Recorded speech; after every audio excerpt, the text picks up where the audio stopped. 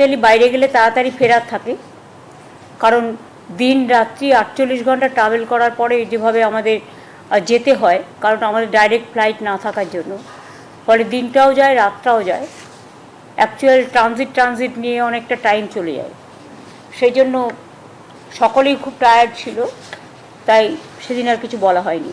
আর ওটা নিয়ে তো অলরেডি আপনারা রিপোর্ট করেছেন, আপনাদের সাংবাদিক বন্ধুরা গিয়েছিলেন, তারা তাদের মতো করে করেছেন, সুতরাং তারা আপনাদের ইনফরমেশনও দিচ্ছে, আমি ওটার ব্যাপারে যাচ্ছি না। আমি আজকে যে জন্য আপনাদের ডেকেছি সেটা হচ্ছে, আমি একটা ব্যাপারে খুব শঙ্কিত এবং আমি দুঃখিত এবং আমি মর্মাহত।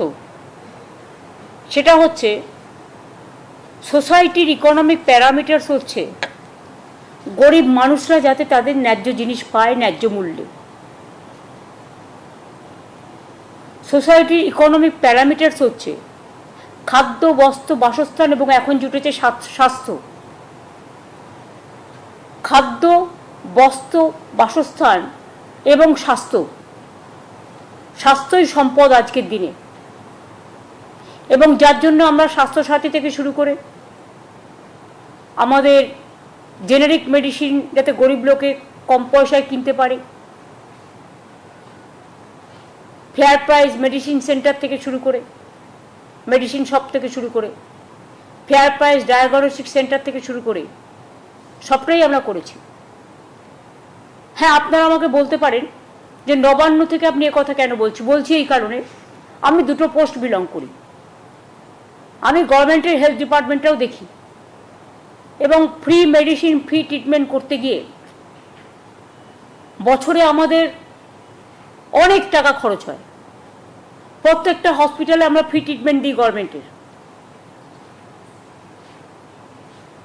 প্রায় 30-35 হাজার বাচ্চাদের আমরা হার্ট অপারেশন করে দিই বিনা পয়সায়। আমরা জেনারিক মেডিসিন দিই খুব কম পয়সায় আমাদের ডাক্তাররা হসপিটালে।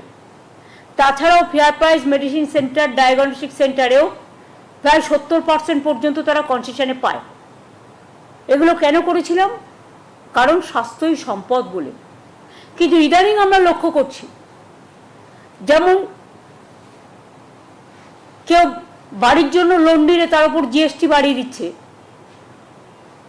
তেমনি হেলথ ইন্স্যুরেন্সেও জিএসটি চালু করেছে।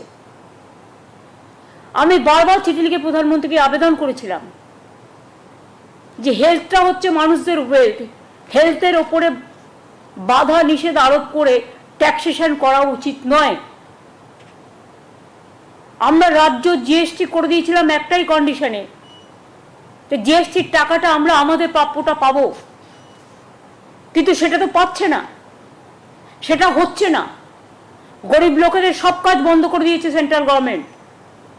তাহলে সেন্ট্রাল গভর্নমেন্টে আছে কিসের জন্য?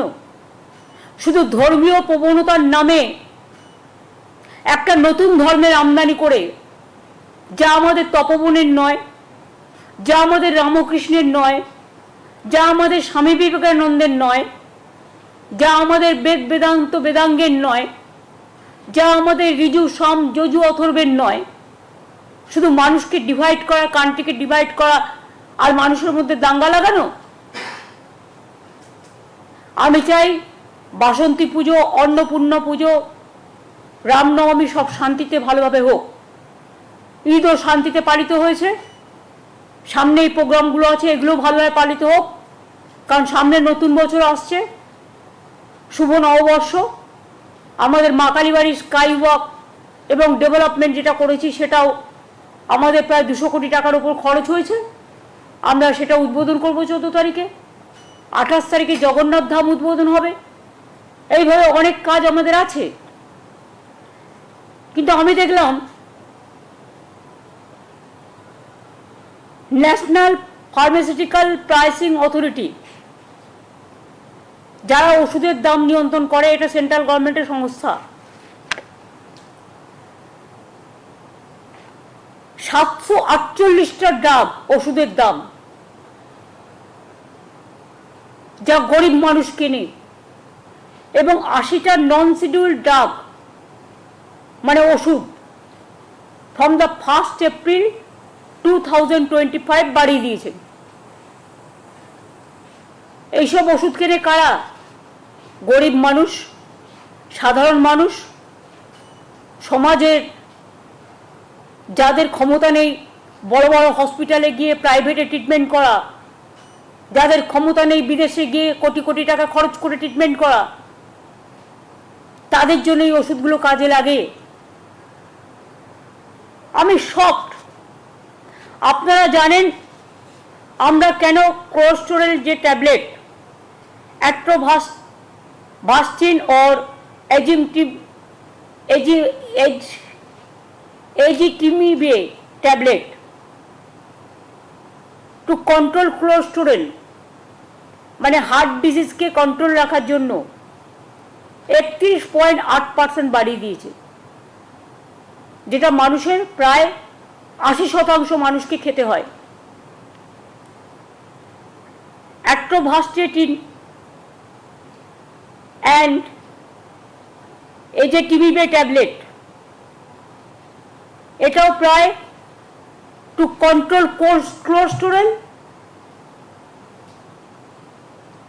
to give a special attention for health care, heart disease, যাতে হার্ট অ্যাটাক না হয়, কোলেস্টেরলটা কন্ট্রোল করে। আপনারা জানেন আমাদের মধ্যে 3টে কোলেস্টেরল কাজ করে। আমি ডাক্তার নই, বা যেটুকু আমার জেনারেল সেন্সে বলছি। HDL, LDL and VLDL। সেখানে বাড়িয়েছে 57.9%। এরপর দেখুন again atorvastatin calcium and fenofibrate tablet to control cholesterol 28.3%, মানে 28.3% বাড়িয়েছে। এরপরে হচ্ছে to control cholesterol atorvastatin and clopidogrel tablets. আমার প্রনাউন্সিয়েশন ঠিক নাও হতে পারে, because I am not doctor, I am not a medician, medical, I am not for medical science. To control cholesterol, মানে কোলেস্টেরলটাকে লিমিটে রাখার জন্য যাতে হার্ট ডিজিজ না হয় এগুলো দেখে, সেখানেও বাড়িয়ে দিয়েছে 45.5%। এবার দেখুন to control cholesterol atorvastatin and ezetimibe tablet to control cholesterol, এগুলো সবই হার্টের জন্য মেনটেন করতে হয়, 115.8% বাড়িয়ে দিয়েছে। এরপরে দেখুন again the same type of medicine to control cholesterol 31.8% বাড়িয়েছে।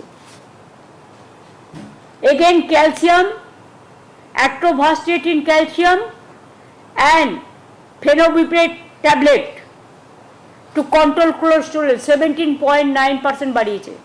70। এরপর হচ্ছে অনেকেরই জানেন বিপি, মানে ব্লাড প্রেশার বেড়ে যায়, তার জন্য তাকে একটা ট্যাবলেট খেতে হয়, bisoprolol, fumarate and telmisartan tablets to control BP, প্রায় প্রতি ঘরেই খেতে হয় কাউকে না কাউকে, 19.2% বাড়িয়েছে। এবার দেখুন গ্যাস্ট্রোটাইটিস, আপনারা জানেন গ্যাস্ট্রিক হলে সবাইকেই খেতে হয় পেন্ট্রোপাজল অ্যান্ড লিভোসালপ্রাইড ক্যাস্ট্রো 19.3% বাড়িয়েছে। এবার দেখুন to control BP, again blood pressure control করার জন্য bisoprolol, fumarate and telmisartan tablets to control BP, এটাও বাড়িয়ে দিয়েছে 19.2%। এছাড়াও like other drugs like amlodipine, amoxicillin, এগুলো অ্যান্টিবায়োটিক্স, সবটা কিনা আমি জানি না, বুধে শনিতে অ্যাজমা,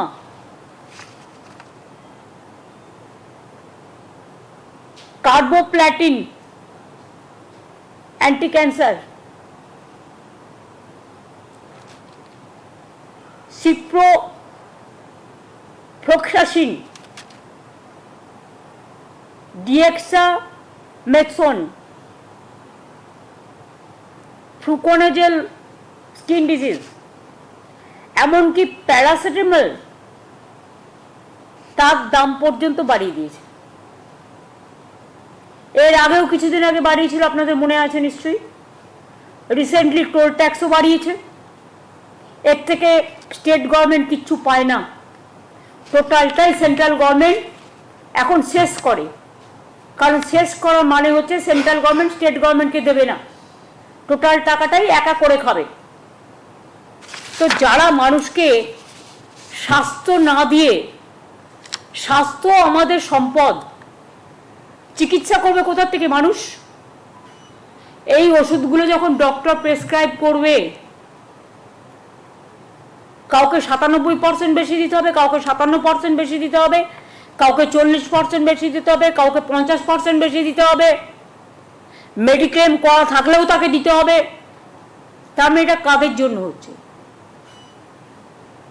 এটা কি ঠিক যে is it for one section of people, যারা কমন পিপুলের মধ্যে পড়ে না, যাদের ক্ষমতা আছে, কোটি কোটি টাকা আছে, যারা কোটিত্ব দিয়ে ট্রিটমেন্ট করতে পারে, এটা কি শুধু তাদের জন্য সরকার চলবে? নাকি যারা গরিব, যারা মধ্যবিত্ত, যারা সাধারণ মানুষ, মধ্যবিত্ত সাধারণ, মুখ ফাটলেও মুখ ফাটে না, মুখ খোলে না, কারণ তাদের সম্মান সবচেয়ে বড় ঐতিহ্য। আমি এটা তীব্র প্রতিবাদ করছি এবং এটা টোটাল উইথড্র করার জন্য অনুরোধ করছি। এবং এর প্রতিবাদে, যেহেতু স্বাস্থ্যটা আমাকেও দেখতে হয়, আমি মামাটি মানুষকে যারা সমর্থন করেন, এবং আমি অল ইন্ডিয়া তৃণমূল কংগ্রেসের চেয়ারম্যানও আছি, যেহেতু 6 তারিখে রামনবমী, আমি কিছু করব না, শান্তিপূর্ণভাবে কাটুক পুজো।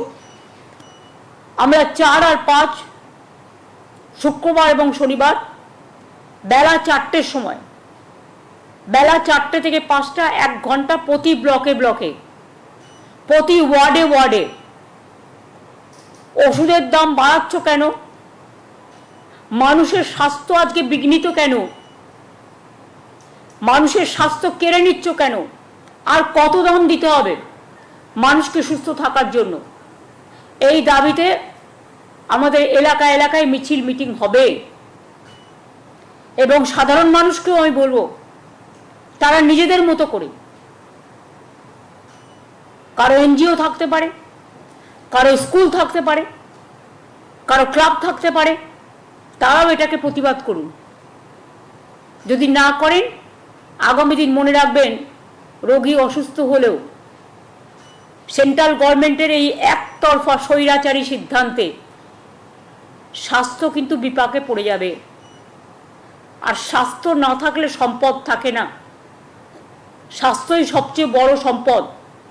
আর কত টাকা পেলে কেন্দ্রীয় সরকার নিজেদের ঝুমলাবাজি বন্ধ করবে? ইলেকশনের সময় বড় বড় কথা, আর ইলেকশন হয়ে গেলে তখন সব উইথড্র করে নাও। কেন জিএসটিতে, মেডিক্লেমে জিএসটি দিতে হবে?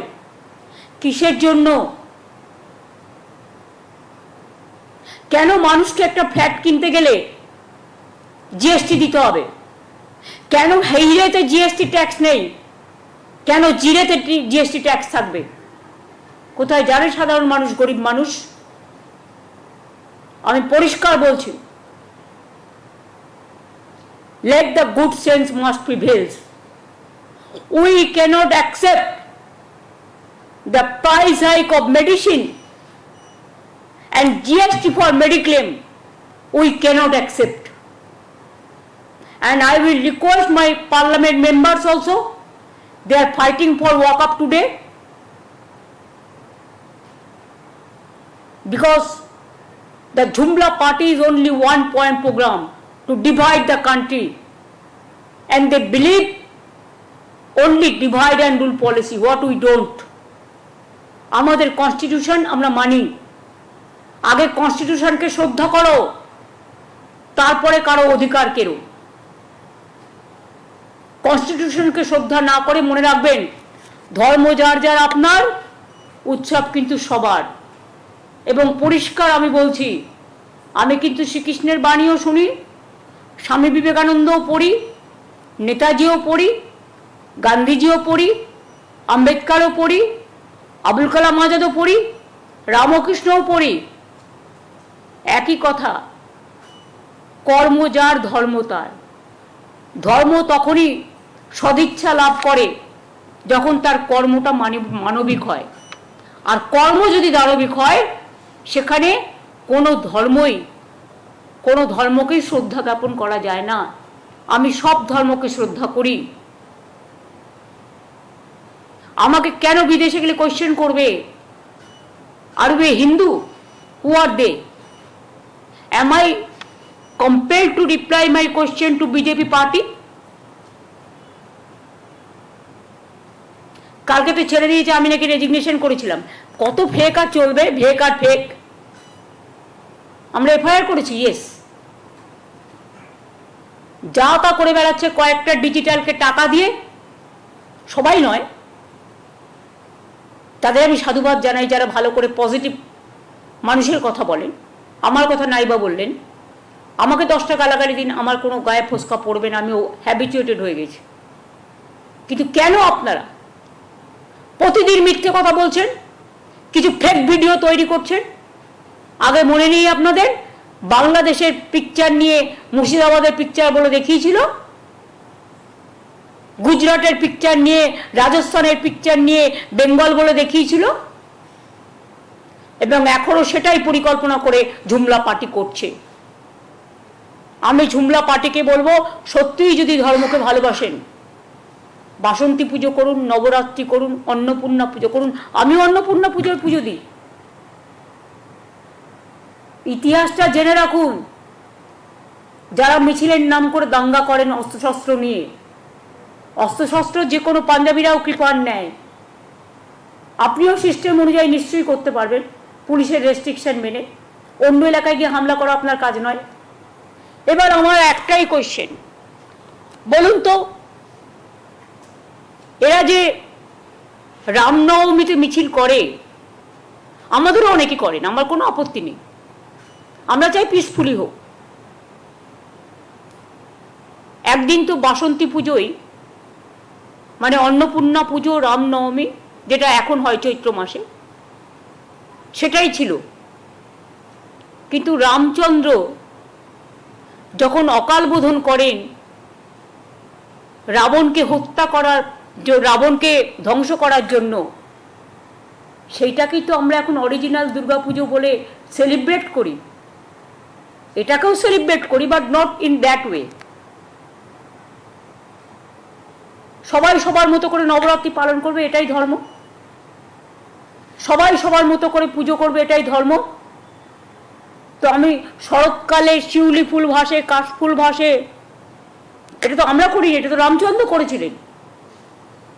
তাহলে সেদিনটা কি আপনাদের মনে পড়ে না? সেটা কি রামনবমী নয়? সেটা কি রামচন্দ্র নিজের চোখটা পর্যন্ত যখন 107টা ফুল দিয়ে একটা বাকি ছিল, নিজের চোখ দিতে গিয়েছিলেন? ইতিহাসটা জানুন, এবং ইতিহাসের এটাই শিক্ষা, জন্ম হোক যথাতথা, কর্ম হোক ভালো। যথাতথা কর্ম হোক ভালো। কর্ম মানে ধর্ম, ধর্ম মানে কর্ম। ভালো কাজ করুন, মানবিক হন, দানবিক হবেন না দয়া করে, এটা আমার বলা থাকলো। আর বামপন্থীরা তো হঠাৎ করে, সব বামপন্থীদের আমি বলি না, অনেক শ্রদ্ধেয় মানুষ আছে, তাদের আমি শ্রদ্ধা করি, যারা একদিন করতেন এখন করেন না। কিন্তু বিজেপির যারা আছে দোসর, তাদেরও বলি যে গৌরীকরণ আর রক্তিমকরণকে একসাথে মিলিয়ে দেবেন না। আপনারাও বড় বড় সাম্প্রদায়িক হয়ে গেছেন, সব ব্যাপারেই আমরা দেখি, ইলেকশন থেকে শুরু করে সব ব্যাপারেই বামরাম এক, জগাই মাধাই গদাই। যত এসব করবেন তত মহাশূন্য থেকে আরো শূন্যে বিলীন হয়ে যাবেন। কাজে আমার অনুরোধ থাকবে সবার কাছে, সব কমিউনিটির কাছে, হিন্দু হোক, মুসলমান হোক, শিখ হোক, খ্রিস্টান হোক, পারসিক হোক, বৌদ্ধ হোক, জৈন হোক, সবার কাছে শান্তি বজায় রাখুন। দয়া করে দাঙ্গা করে অশান্তি করবার চেষ্টা করবেন না। It is your game plan. এবং দাঙ্গা করে কেউ কোনোদিন কিছু করতে পারেনি এবং পারবেও না। বাংলার মানুষ আর যাই করুক, বাংলা কালচারের জন্ম দেয়, সম্প্রীতির জন্ম দেয়। আমরা রামকৃষ্ণকে মানব, জুমলা পার্টিকে মানব না। আমরা স্বামী বিবেকানন্দ মানব, জুমলা পার্টিকে মানব না। আমরা বেদ বেদান্ত বেদাঙ্গ বিদ্যাস্থানে বয়ে বচ মা সরস্বতীর বচনকে মানব, আমরা জুমলা পার্টিকে মানব না। আমরা সেই ধর্মকে মানব যে ধর্ম সবাইকে শ্রদ্ধা করে, সবাইকে ভালোবাসে, সবাইকে আপন করে নেয়। আবার বলছি, আমরা সব ধর্মই শ্রদ্ধার সাথে স্মরণ করি এবং বাসন্তী পুজো, অন্নপূর্ণা পুজো, রামনবমী, চৈত্র সংক্রান্তি, চড়ক পুজো, তারপরে নানা রকম গ্রামগঞ্জে আপনারা জানেন এই সময় নানা রকম প্রোগ্রাম হয়, চড়কের মেলা থেকে শুরু করে, খুব পপুলার এগুলো। অন্য কোনো প্রোগ্রামকে ডিস্টার্ব করতে যাবেন না, যার যার মতো প্রোগ্রাম করতে দিন। এমনকি 10 তারিখে মহাবীর জৈনেরও সম্ভবত, আমি এখনো দেখিনি ডিটেলস, 10 তারিখে ছুটি আছে মনে হয়, মহাবীর জৈনের জন্মদিন হলেও হতে পারে, আই এম নট শিওর। কারণ 9 এপ্রিল ওরা আমাকে একটা প্রোগ্রামে ডেকেছেন, যেটা ইন্টারন্যাশনাল জৈন কমিউনিটি ট্রেডার্সরা নেতাজি ইন্ডোর স্টেডিয়ামে, আমি যাবো বলে কথা দিয়েছি। এবং আমি যদি সবাইকে নিয়ে চলতে পারি, আপনারা কেন পারেন না? মণিপুরে আগুন লাগালে থামান না। এখানে নিশ্চয়ই যে ঘটনা ঘটেছে তার তো লাইসেন্স হোল্ডার ছিল, সে তো লাইসেন্স হোল্ডার। আপনার বাড়িতে আপনি তো গ্যাসটাকে সামলে রাখবেন। আমার বাড়িতে ধরুন আমি তো রান্না করি না, যারা করে তাদের দায়িত্ব গ্যাসটাকে সামলে রাখার। এটা আমাদের অনেক শিক্ষা দেয়। Licence holder cracker. আর গুজরাটে যে 25 জন মারা গেছে সেটা লাইসেন্স হোল্ডার নয়। আমরা সবাইকে বলবো, প্লাস্টিক জমায়েত করবার আগে, ঘরে আগুন জ্বালাবার আগে, অনেকে ইন্স্যুরেন্স পাওয়ার জন্য মার্চ মাসে এগুলো করে, এটা আমার জানা আছে। আমি অনেক দিন ধরে দেখছি সবচেয়ে বেশি আগুন এই সময়টাই লাগবে, মনে রাখবেন, জানুয়ারি, ফেব্রুয়ারি, মার্চে, ডিসেম্বরে। এবং আমার তো খারাপ লাগছে, একটা পরিবারের সবাই শেষ হয়ে গেল, ওখানে ক্র্যাকার রাখার বাড়িতে কি প্রয়োজন? ক্র্যাকার আর গ্যাস সিলিন্ডার কি একসাথে থাকে না থাকা উচিত? আমি মনে করি এর থেকে আমাদের শিক্ষা নেওয়া উচিত যে আমরা প্রত্যেকে সাবধানতা অবলম্বন করব। কারণ মানুষের জীবন হচ্ছে সবচেয়ে বড় দামি। একটা মানুষ মারা গেলেও সেটা একটা মানুষ মারা যায় খুব কষ্ট করে, সেটা আমরা মানতে পারি না। প্লাস্টিক গোডাউনগুলোতেও আপনারা দেখবেন যারা করে বিভিন্ন জায়গায় হঠাৎ করে আগুন লেগে গেল, কি না তো প্লাস্টিক গোডাউনের মধ্যে কিছু রেখে দিচ্ছে।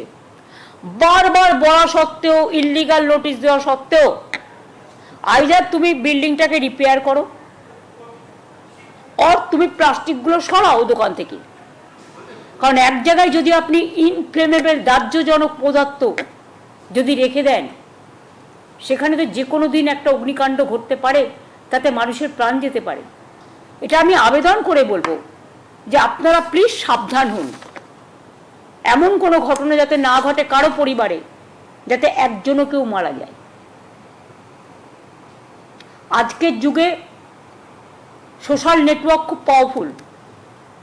আমি সোশ্যাল নেটওয়ার্কের মাধ্যমেও, ডিজিটাল এবং প্রেস মিডিয়ার মাধ্যমেও অনুরোধ করব, মানুষকে বাঁচানোর জন্য আপনারা সচেতনতা বৃদ্ধি করুন।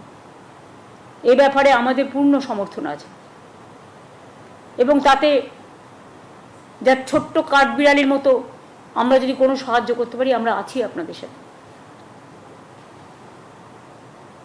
এইটা আমার বলার ছিল। আশা করি আমি আপনাদের বোঝাতে পেরেছি। আমার বাংলা বুঝতে পেরেছেন কি পারেননি?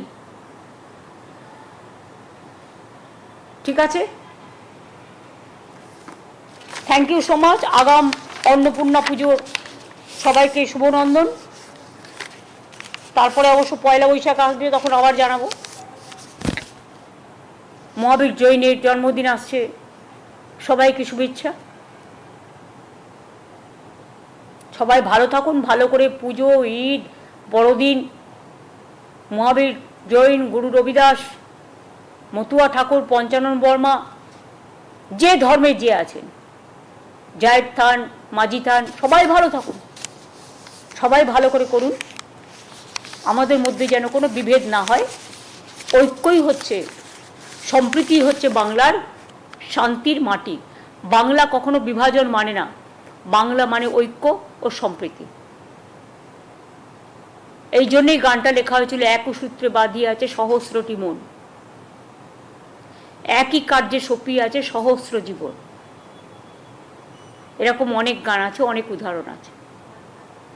এর জন্যই বাংলার মাটি বাংলার জল রবীন্দ্রনাথ ঠাকুর গেয়েছিলেন, যেটা আমাদের এখন রাষ্ট্রীয়, আমাদের রাজ্যের মেন সঙ্গীত।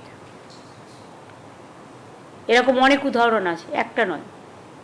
এই জন্যই গান্ধীজি দাঙ্গা থামাতে গিয়ে দেশ স্বাধীন হবার আগে তিনি বেলেঘাটায় অনশন করছিলেন। তো এদের সবাইকে আমরা ভুলে যাব? দেখবেন বেলুড় মঠেও একটা দরগা আছে। আমি একদিন জিজ্ঞেস করেছিলাম বেলুড় মঠের মহারাজদের, তখন সুইতানন্দজিরা ছিলেন, যে আপনাদের এখানে দরগা আছে? বললে এটা অনেক আগে থেকেই আছে। তারাও তো পারতেন এটা ভেঙে সরিয়ে দিতে, কই তারা তো করেননি। তাহলে তারা যদি এক জায়গায় থাকতে পারে, আমরা কেন পারি না? আমরা তো আমাদের ঠাকুরের আসনে রামকৃষ্ণ সারদামার ছবি রাখি, স্বামী বিবেকানন্দের ছবি রাখি, কারণ তাদের আমরা মানবিক দেবদেবী হিসেবে পুজো করি। অহিংসা পরম ধর্ম, এগুলো আমরা মানবিকভাবে আমরা প্রচার করি। আমার এটুকু বলার ছিল, দিস মাচ। আমি আশা করি ওষুধের দামটা নিয়ে এবং এটা নিয়ে আপনারা একটু ভালো করে যদি মনে করেন প্রয়োজন আছে, কারণ এটা আপনাদের পরিবারেও দরকার হতে পারে কখনো। ক্যান্সারের ওষুধের দাম কেউ বাড়ায় বলুন তো? যে ক্যান্সার হ্যাজ নো অ্যান্সার, একবার মানুষ যদি বিপদে পড়ে তার কি অবস্থা হয়ে যায়। আগে ব্লাড সুগারের ওষুধের দাম বাড়িয়েছে, কিডনি ডায়ালিসিসের যে ওষুধ আসে সেগুলোর দাম বাড়িয়েছে। তা সবই যদি বেড়ে যায়, সরকারটা তো পড়ে যায়। এদিকটা নজর দেওয়ার জন্য অনুরোধ করছি। তারপর আবেদনের কাজ না হলে, আন্দোলনের কাজ না হলে রাস্তায় রাস্তা দেখাবে। Thank you.